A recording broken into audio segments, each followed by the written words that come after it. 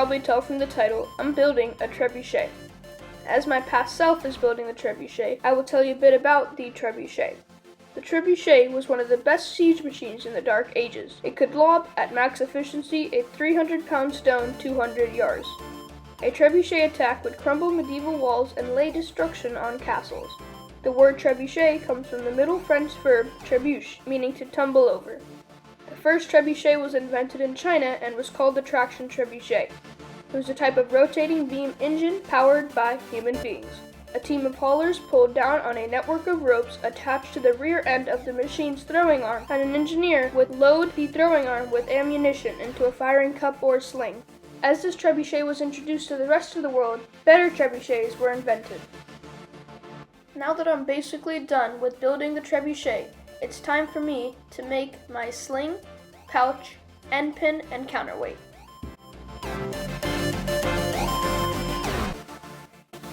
Before I tell you how I made my end pin, let me tell you what an end pin is. An end pin is a vital part of the trebuchet. Let me tell you how it works. Basically, you attach one end of the string to the actual swing arm. The other end of the string you attach to the end pin. As the swing arm is propelled up into the air, the end pin lets go of your one half of the string, which in turn launches the projectile.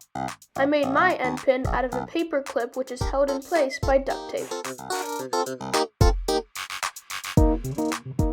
My trebuchet sling is made out of some white string that I found at my house. When you build a trebuchet pouch, you want it to be stiff. That's why I used aluminum and duct tape to build my pouch.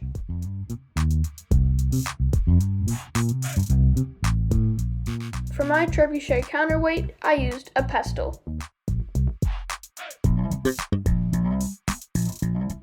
For my trebuchet ammo, I hammered sheets of aluminum foil into balls that weighed 2 to 6 grams each. After I finished building my trebuchet, I had to test the trebuchet.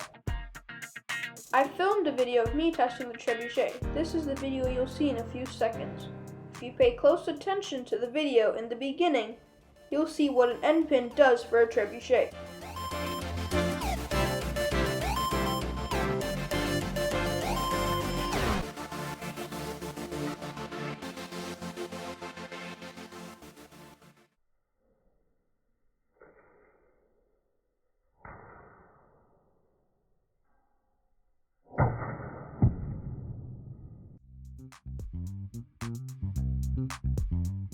As my past self operates my trebuchet, I'll be explaining you a few things that you need to optimize your trebuchet.